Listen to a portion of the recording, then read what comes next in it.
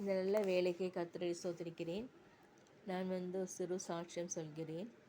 ஒவ்வொரு நாளும் சாட்சியம், ஒவ்வொரு நாளும் ஐக்கியப்படுதல், ஒவ்வொரு நாளும் வேதவசனங்களை வாசிப்பது, ஒவ்வொரு நாளும் தியானம் செய்வது, வசனத்தை தியானம் செய்வது, பைபிள் படிப்பது, ஜெபம் பண்ண வேண்டும். இவற்றையெல்லாம் நம் தினசரி நாட்களில் செய்ய வேண்டும். ஆகவே சிறு சாட்சியம் கூறுகிறேன். சிறு சாட்சியம் நம் வாழ்க்கைக்கு தேவையானது உணவு. நாம் மருந்து உண்கிறோம். எதுக்கு?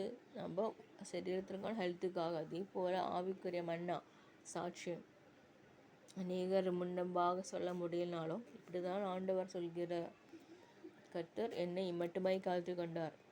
அநேக போராட்டங்கள் தோல்விகள் மத்தியில் வரும்பொழுது அநேக சிஸ்டர்ஸ் அவங்களுடைய சாட்சியம் கேட்பேன், அவருடைய வசனத்தை கேட்பேன்.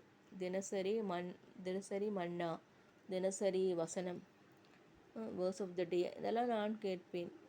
ஆகவே அதெல்லாம் ஊக்கமளிப்பதாகும். கர்த்தருக்குள் வளருவதற்கு நமக்கு பயனுள்ளதாக இருக்கிறது. நம் வாழ்க்கையில் தோல்விகள் எல்லாம் வந்தாலும் கர்த்தர் ஜெயம் தருவாராக. வசனம் வாசிக்கிறேன். என் ஜெபத்தை தள்ளாமலும் தமது கிருபையை என்னை விட்டு விலக்காமல் இருந்த தேவனுக்கு ஸ்தோத்திரம் உண்டாவதாக. நம் ஜெபத்தை ஆண்டவர் கேட்கிறார். நிச்சயமாகவே முடிவூன்று நம்பிக்கை வீண் போகாது. பலன் தருவார். தேசத்துக்கு சமாதானம் அளிப்பார். தேசத்திற்கு பலன் கொடுப்பார். க்ஷேமத்தை அருளுவார். நம் கையிட்டு செய்கிற எல்லா வேலைகளிலும் கர்த்தர் ஆசீர்வதிப்பாராக. என் வாழ்க்கையில் ஊழிய பணியை தான் செய்ய வேண்டும் என்று விழைகிறேன்.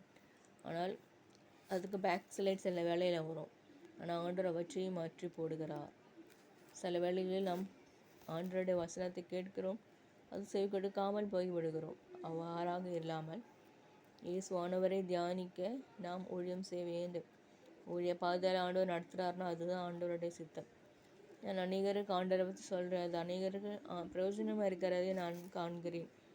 அதனால் ஊழியம் தான் செய்ய முடியும். ஊழியத்தின் பாதையில் கடந்து போகும்போது அநேக போராட்டங்கள் இருக்க, சும்மா ஒன்றும் இல்லை. இது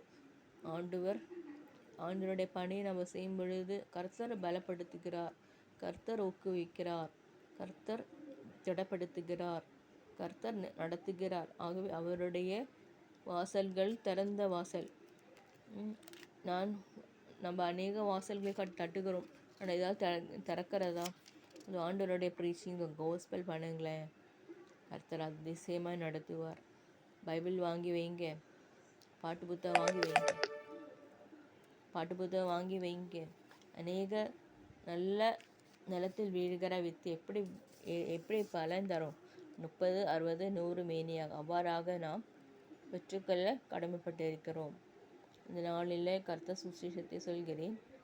தடையெல்லாம் வரும். இயேசு ஆண்டவரை பற்றி சொல்லும்போது தடைகள் நிறைய இருக்குது. இயேசு ஆண்டவரே இல்லைன்னு சொல்கிறவங்க நிறைய பேர் இருக்கிறோம். அப்படிப்பட்ட உலகத்தில் இருக்கிறோம். ஆனால் இயேசு ஆண்டவரை நான் பற்றி கொண்டு அவரை பின்பற்றி வாழ வேண்டும். அவருக்காக நாம் உழைக்க வேண்டும். வாழ்க்கையில் கர்த்தராகி ஆண்டவர் இயேசு ஆண்டவரை பறைசாற்றுங்கள். ஆமீன், ஆமீன்.